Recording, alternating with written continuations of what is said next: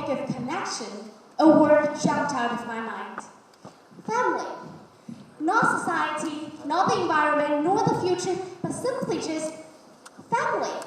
A very unimpressive word, but one that no one can avoid. I think that maybe in some way, we're all just another version of the family. From the way we talk to the way we behave, we share remarkable resemblance with our parents. Encountering troubles without even realizing them, I would immediately recall what my parents would do under such circumstances, analyzing the problem rationally like my dad, putting a positive spin on it just like my mom. And there, the problem is solved. Simply, the connection to my family has somehow become an invisible band that keeps us going on. But things weren't always like that. Remember when you were severely criticized or beaten up by your parents, and you secretly swore you will never become someone like them, and you will never treat your kid as they did to you. But there you are, when your 3-year-old cousin accidentally broke your favorite mug. You yelled at him, instead of telling him it's okay. Was it exactly how your parents would treat you? And you have become someone that you used to hate. So once I was lingering about, dying to know whether the connection to my family is something hindering me. Something should be cut off. That's the trials of adolescence, eagerly to prove my parents wrong and myself right. I started to think that my parents are not perfect people, and I tended to question their every single decision. I was irritating, always questioning. Anger often came from nowhere, and I often just took it out on Dad over small matters because he was the soft one, obviously.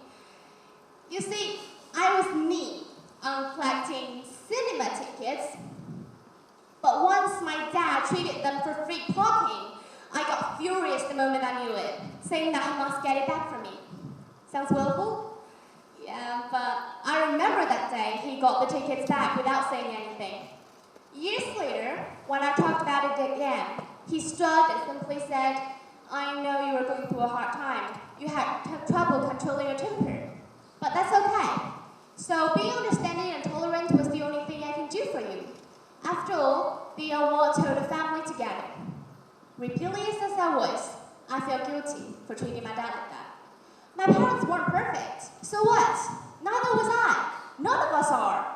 But my dad's tolerance was to make the family band stronger because we meant a lot to him. And he made it. Turns out it's not about right or wrong. It's only about love.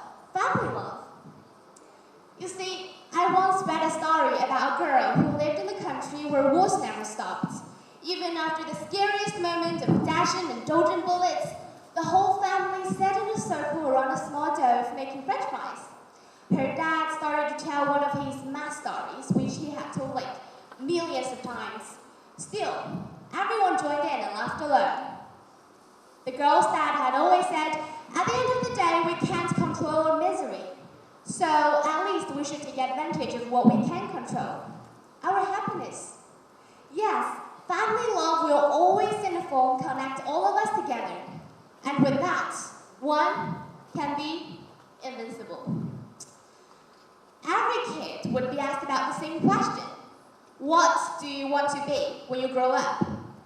I want to be a doctor. I will be a scientist. I want to be a tamer. I am a Spider-Man. Everything seems possible in the world of kids, but who tells us it is impossible?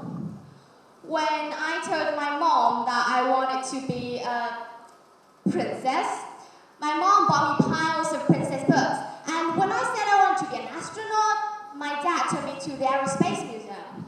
They are there, always by my side. Hegel believes that the characteristics of the family is love, which binds the family together. Here, the individual self perceives himself not as alone, an individual, but a member of a continuum.